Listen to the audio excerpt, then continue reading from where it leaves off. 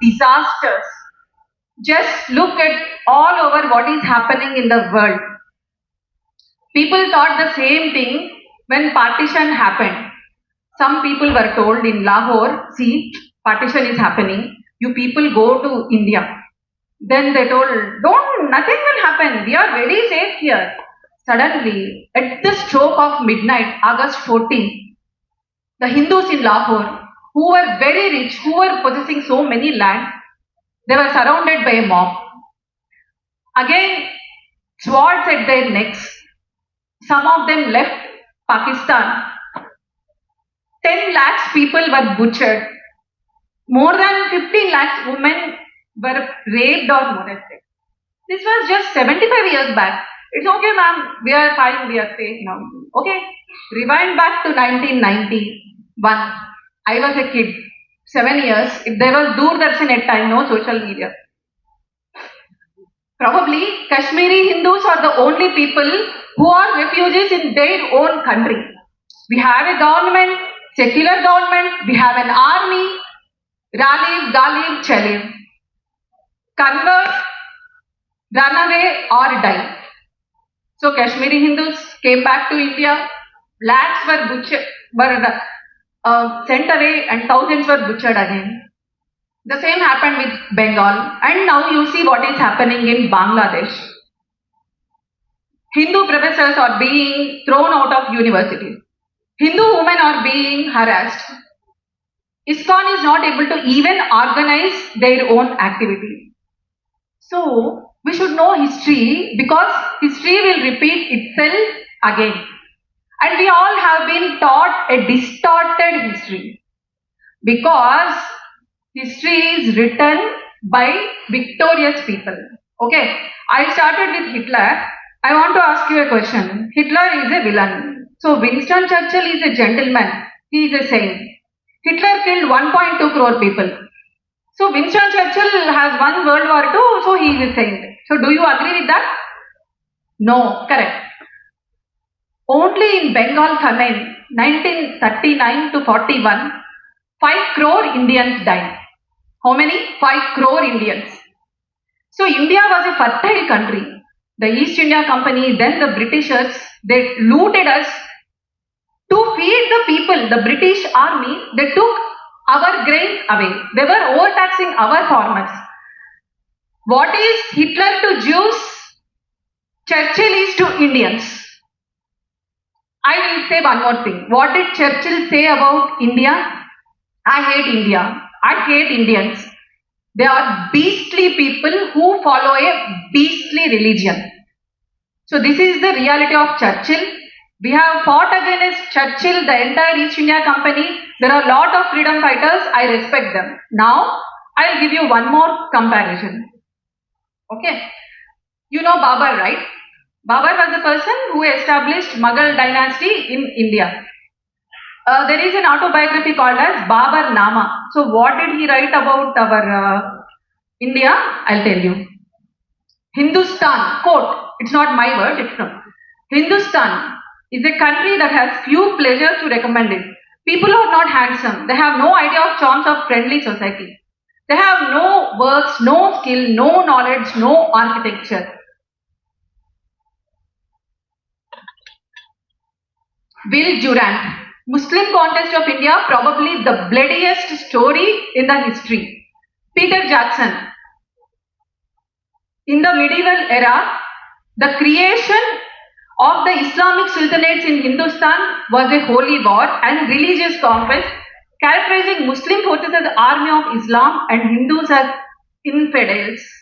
There was uncompromising iconoclasm. Iconoclasm, did you hear about this? No. How many know about Greece? Greece and India are ancient civilization. Greece was home to Rome. They had lot of structures. Then they got destroyed, civilization. In the similar manner, iconoclasm, whatever Babur or Khilji before them, they wanted to destroy the Indian culture, Hindu culture, and used Hindustan to expand their Islamic rule and to convert all of the Hindus here to Islam.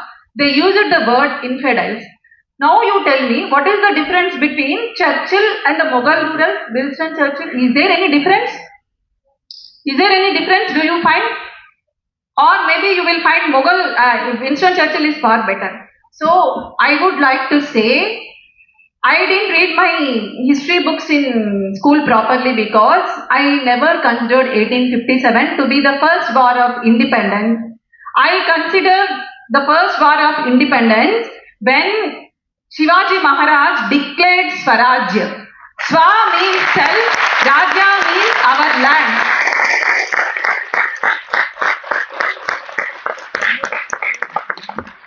Oh ma'am, there are so many rulers. Why you are telling only about Shivaji Maharaj, like Maharana Pratap, Prithviraj Chauhan, then Vijayanagara Empire, but why you are telling only Shivaji Maharaj?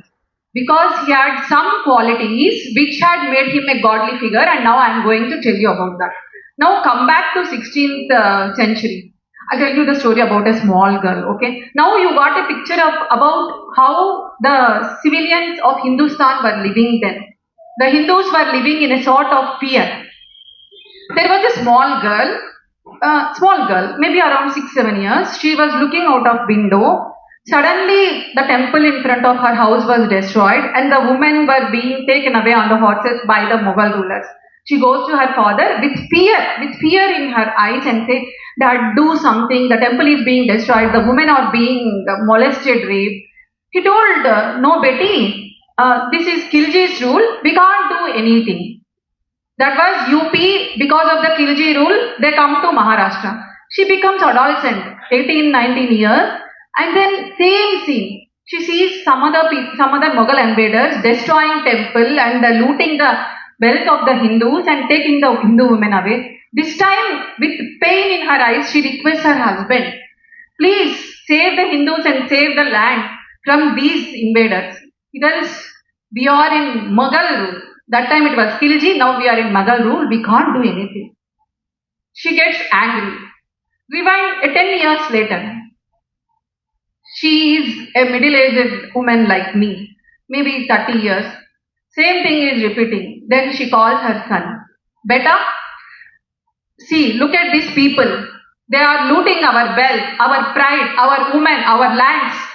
I want you to free them and establish Hindus a free rule again." This time it is her son, and he makes a promise to her. And that is Shivaji. That's what has made him Shivaji. I want to say one line in Telugu. Sriramachandrudu Pitruvakya Paripaludu. Shivaji Matruvakya Paripaludu. I hope you understand. Srirama followed the words of his father. Shivaji followed the words of his mother, Jizya Bai. She had that thing going on in her mind. We, the people of the land, can't have a right on our own land, on our own produce, on our own culture, on our own women. And he was Shivaji. Now, why he is great? I'll tell you something, okay? Shivaji was born to Shahaji and Jijabai. Who is Shahaji? He is a Subedar in Delhi, in Bijapur Sultanate army. He was a Subedar. He initially thought he will fight against these people, but Mughals and this Bijapur Sultanate defeat him, so he is working under Bijapur Sultanate. You got my point. So he was taken from Pune to Bengaluru, his father, Shahaji.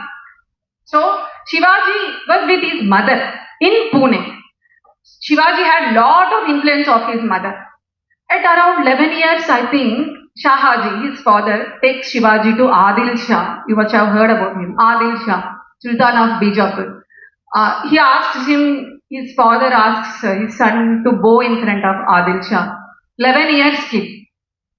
At 11 years, I would have done whatever my father has told. He would have told jump from here, I would have jumped, I think. You people must also have done the same thing. But Shivaji was listening to his mother, the stories of Rama, the valor of Pandavas, all those things. He told, "I will not bow my head in front of an invader, in front of an outsider who has come to invade this country, in front of his father." He defied his father. He defied the orders of his father, and he defied the person who is superior to his father at the age of 11 years. That is Shivaji's attitude. His love for motherland. I will never bow my head in front of an invader. So he comes back. He promises his mother at that time, I will establish Swarajya. Can you imagine? He was not having a own kingdom. Unlike Aurangzeb, who inherited kingdom from his great-grandfather, grandfather. He was in charge of a small area of Pune, just with his mother he was staying. His mother was taking care. He didn't have an army. But you know how difficult it is to influence people these days with all the social media, everything. Imagine, 350 years back, he made his own army of farmers, local youth like you people. I mean, maybe people like you were with Shivaji at that point of time, now I realize. With those local people, he made a small army at the age of 17 years, just 17 years. Most of us would be thinking what to do next, what if I don't get ranked, many sleepless nights. He conquered one fort called as Torne. After that, he went on capturing many forts and he constructed a capital, Raigad. I told you initially, his father was with Adil Shah. Now see what Adil Shah does. Adil Shah captures his father and he keeps him as a prisoner. What to do now? Shivaji is going on capturing forts and establishing empire, but his father is captured. Now this is one more important quality of Shivaji which you should learn. He waits with patience. For 7 years, he doesn't wage any war. After that, what happens? He, one day, along with his one more brother, goes to Bangalore and then releases his father. So what people must have thought, oh, all these 7 years, Shivaji is not doing anything. He's got scared like that. No. All these 7 years, he prepared his own army. He expanded his army to nearly 20,000. He toured extensively in the area of Maharashtra, Pune. He learned in and out of all hills, mountains. He became an expert in guerrilla warfare. He was a strategist. He knew when to wage a war and when not to wage a war. Once his father was released, he again started capturing the forts. Okay, now this Adil Shah was thinking, oh my God, now he has even taken his father away from me. If I leave him like this, it's going to be not possible. Now, you all know about that famous Afzal Khan incident. Most of the people. So what does he do? He sends at that time a very prominent giant-like person, a giant general. He's almost 7.5 feet to capture Shivaji and come. Most of you know, right, how he killed Afzal Khan. Should I tell how he killed? No need. Yeah, no need. Because no need, but you have to know, everyone knows how he killed Afzal Khan. But I want to tell, Afzal Khan called him. Shivaji knows that he is going to kill him. Usually people get scared. Suppose if I tell you to go to Pakistan and do some military activity now, half of the people will be scared. But Shivaji was thinking, here comes the thought process. So he knew that he is going to be treacherous, he will kill him. As you know, he has worn a metal armor inside his body, a metal inside his turban, and the famous 5-finger claw. Outside, if you see, they appear like rings, inside there are claws. And when that Afzal Khan, 7 feet, tries to put a dagger, Shivaji wore an armor and in turn he himself kills this person like Lakshmi Narasimha Swami. You all know this story. But you have to think, Shivaji had the thought process. How to escape a situation with intellectual planning and strategy. He was a master strategist. So after killing Afzal Khan, he had this Bijapur Sultan mostly came under him. So now what to do? This Bijapur Sultan sent a message to Aurangzeb. He sent some more people, Siddhi, Johar. So they keep on attacking Shivaji. They send 1 lakh army, 1 lakh. Shivaji had only, at one point he was staying in Pannala, 5,000 army. I'll tell you something. Most of you people must have watched 300, right? Yeah, yes. Okay. So, do you think 300 is real? 300 movie. I don't know whether it has happened in Rome or not. I'll tell you this one incident. Shivaji is there in Pannala fort. 1 lakh army comes. Shivaji knows when to not wage war. So he plans an escape route. There is this person, Baji Prabhu Deshpande.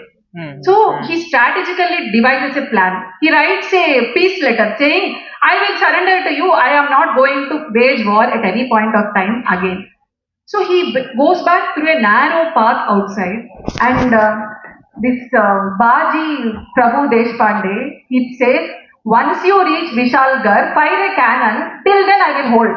Now I'll tell you how the path is. It's a very narrow path. There are nearly 20,000 Mughal soldiers here. There are only 300 of Shivaji's soldiers led by Baji Prabhu Deshpande. In a narrow path, they kill nearly 20,000 people. It's a real incident which has happened. We should know about such valor. This shows the courage then our values had. And this is all because of Shivaji. He instilled those courage in them. He made those farmers feel like warriors. He trained them. He used to eat with them so that they were not even clinching to lay down their lives. So many such people died. Obviously, Baji Prabhu Deshpande died and Shivaji went to Raigad and then he continued his waging of war. And now I want to tell you, imagine India like this, okay? There is Delhi Sultanate at the top, Bijapur Sultanate, Deccan Sultanate, and if you go to the coast, there are Portugal waiting for you here and the French, Dutch, East India Company. How many people Shivaji is fighting at a time? Almost 8-9 people. That is his greatness. And Shivaji is a master at thinking with a vision. See, I'll tell you one thing. When Ashoka thought he should not rule or he should not wage war at any point of time, that's when our India, Bharat started weakening. He didn't spend money on warfare. So Mughals came. We had a very good navy. You know about Rajaraja Chola, right? Yeah. So India was having a very strong navy. That's why you see our Indian structures in Sri Lanka, Cambodia, Indonesia. But then these Mughals, after Mughals came, our entire economy was disturbed and we were not building navy. That's the reason why these Portugal people, Dutch people came through coastal areas. Because our navy was weak. Shivaji was a man of vision. So he realized, if we don't build our navy, we are not going to fight these colonizers. According to him, both are colonizers, Portugal or Mughals. So what did he do? He went to Surat. He occupied Surat. Surat was under Mughals at that time. With that money, he utilized half of that for giving to agriculture and local production, artisans. And the rest of he has spent on navy.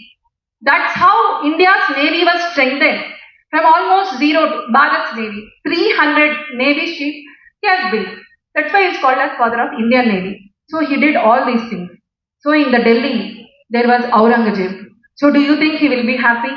He has conquered Bijapur, he has conquered Pune, he has conquered Bombay, and then he's going to Portugal. You know what Portugal did at that time?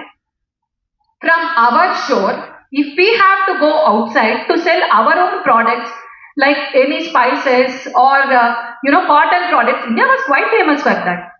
We should pay taxes to Portuguese. We should pay taxes and take permission from them.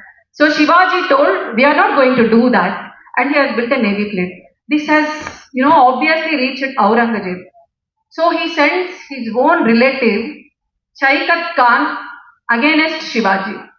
Almost he sends 1 lakh army. He captures the Pune fort. And then Shivaji has to go out of that, Lal Mahal. He waits for 2 years and then you know what happened? Once a wedding procession was going on, he dresses himself along with his members and enters the court and cuts and attacks Saikat Khan. So Aurangzeb recalls him. But this time he sent a bigger man, Raja Jai Singh, with almost 3 lakh army. Shivaji again is a master strategist. He says, I will not fight. I will agree to be a Subedar of Mughal Empire. That was the peace treaty between Mughals and Shivaji. But in his actual thought process, he wanted to capture the entire south, Deccan also. So he goes to Delhi. Aurangzeb calls him, be my guest for my 50th birthday. So Shivaji goes along with his son Shambhaji. There he was seated in the backside along with the low army generals, and then he goes away from the program. So Aurangzeb captures him. He wanted to kill him. So he tells Shivaji, go and wage war against Kabul. At the time Shivaji falls ill, and I want to tell you one interesting point here. He keeps him in a place in Uttar Pradesh, I think Agra. There is Gyanvapi Mask. You know, I think, no? UP. There was one king called as Raja Mansingh. He builds that mosque. You know, these invaders, whenever they come, they destroy the mosques and then they destroy the culture.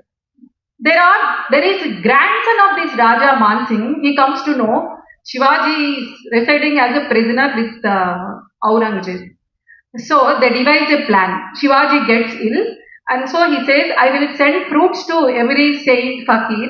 So for 1 month they send fruits. And the last day, with the help of the descendant of the builder or the king who built Jnanvapi Mas, Shivaji escapes from Aurangzeb. What I want to tell is, there was so much desperation, so much frustration, so much helplessness in the people of the country at that point of time that they risked their own lives to help Shivaji escape. They saw in him a person who could help the Hindus who were being persecuted, the people of their own land. So Shivaji comes out, and till 2 years he will not do anything. I mean, people think that he was dead. So like Aurangzeb thought he was almost dead and he was waging wars in the rest of the country. Suddenly he appears in front of his mother, and then he leads a very big battle against the Mughals who came to invade, and finally he establishes Swarajya. Swarajya means our own land. And what are the principles of Swarajya? I will tell you. One thing is, suppose in establishing this Swarajya, our Shivaji army also goes to some districts and then you find some mosques there. Never did Shivaji destroy a mosque, or when he goes to Surat, there were churches, there were church fathers or priests or maulwas. Shivaji never disrespected any other religion. If he sees a Quran, he gives to his Muslim employees. There were a lot of Muslims in Shivaji. So he never disrespected any other religion. In fact, he had people of all religions in his army. For example, I told you one person who escaped. He was Miroj Farjad. He lied himself as Shivaji. He acted himself as Shivaji. That was a Muslim person. Hyder Ali, he was the chief of artillery. Daulat Khan, he was in charge of treasury. Ibrahim Khan was in charge of navy. So he was the person who was truly following secularism, who was truly following religious tolerance. And second and most important point, I mean, this is a known fact, whenever the invaders came, they used to take ladies and they used to use them as slaves. They used to sell in slaveries for their pleasures. They used to outrage modesty. That is the reason why many queens or people who are residing in the Hindu lands, when they used to come, they used to commit jauhar, you know, right? They used to commit suicide. They used to enter the flame so that their mutilated bodies will also not be available to them. I mean, that was the mentality at that point of time. So one day when they raided Kalyan, they bring a very noble lady, I mean a young girl, beautiful girl, belonging to a noble family in Kalyan. They bring to Shivaji and say, we also brought, they were doing with our ladies, we will also, this is gift for you. He says, he with folded hand says, you are like my mother, and keeping guards, he sends them back to their relatives. This is Shivaji for them. And he didn't have any exception. One day, his own relative has molested a widow. You know what he did? He has cut his hands and he is in front of the postman. So, for Shivaji, respecting the woman, irrespective of religion, in Swarajya was there. Women were free at that point of time. And the next important point was, people were not discriminated based on caste or creed or religion. Shivaji used to eat food with his own soldiers, with his own staff. That is why people owned him. They were willing to lay down lives for him because they not believed in Shivaji as a person. They believed in him as an ideology. So he was the person who first implemented equality, democracy. So this was there in Swarajya. And the next thing was governance. There was no place for corruption. And he had a vision. He spent lot of money on agriculture. And as I told you, on building advanced technologies like navy or gunpowder or developing ammunition. He also spent money properly on education of children and training militarily. He was the person who first started salaries for the soldiers. And one more thing, in administration, he was the person who introduced women self-help group and named them as Mahila Panchayat. So this was the Swarajya which was dreamt and established by Shivaji. Now I want to ask you one thing. When was our first fight for independence fought? The same question I asked at the beginning. 1630. Yeah, the first true war of independence, according to me, was 16th century. And I tell you, why not? There were many rulers before. You see, I accept. There were many rulers. Prithviraj Chauhan, Rana Pratap Singh, Rajputs, Ahoms, King Rutu. Why we can't consider all of them? No, I consider Shivaji's fight as first war for freedom because it was freedom for people in all aspects. No discrimination based on gender, based on religion, based on caste, based on anything. That's what is the present Indian constitution. So, according to me, the first war of real independence was fought by Shivaji Maharaj, and that is the reason. And that is the reason why we are remembering and considering him as a god even almost 3 centuries later. And I think I should conclude because my time has come down. 30 minutes. Then I think 30 minutes is over. I will just conclude with one thing. Okay. See, I want to just say one thing. We have been whitewashed. We have to know the correct history. I do not want to say that whether then who have invaded, those people who are following the religion will follow the same thing now. No, it's not like that. See, Hitler has killed Jews. That means all Germans will not kill Jews now. But in Germany, school textbooks, they will teach that the Germany people, the Germany leaders then have killed Jews. So, it is the time when we have to know our history correctly, not whitewash our whatever past deeds that have happened. I don't know how many of you know about Guru Gobind Singh, Guru Tej Bahadur. They were killed very brutally because they were not willing to convert to Islam. The small kids of Guru Gobind Singh were not spared. They were alive by building a wall around them. I think you all must be knowing about Shambhaji. There is a cinema recently. He is the son of Shivaji who expands the Maratha Empire, who expands the concept of Swarajya. He fights against them. He was betrayed by his own brother-in-law, his wife's brother, and then Aurangzeb captures him and he has tortured in every way possible. He has removed his nails, removed his fingers, he has put chili powder in his eyes. I mean, there are so many people, so many normal people who have endured all this pain. We can't just ignore them because our history has been whitewashed. And I just want to say, why did this happen? When politics come into picture, lies come into picture. I just want to say, the first lesson of the politics is erase the first lesson of history. So, when India got independence, we had education minister. and he was in charge of designing these books, and some good, supposedly good historians, they were writing the books. So they were writing what they were thinking. No, they were writing what we wanted to know. For 3 generations, since independence, 3 generations, we forgot what our history was. We forgot what our ancestors, not ancestors, they are our great grandfathers, grandfathers endured. It's time we should know about the real history. No need of keeping grudges against anyone. But if you don't know the history repeats itself. Because look at Iran now. Iran used to have almost 25 lakh Christians just 4 decades back. Now there are hardly any Christians left. Same with Syria. Syria was a Christian dominant country. Now there are no people left. You are seeing Israel, Iran, what is happening?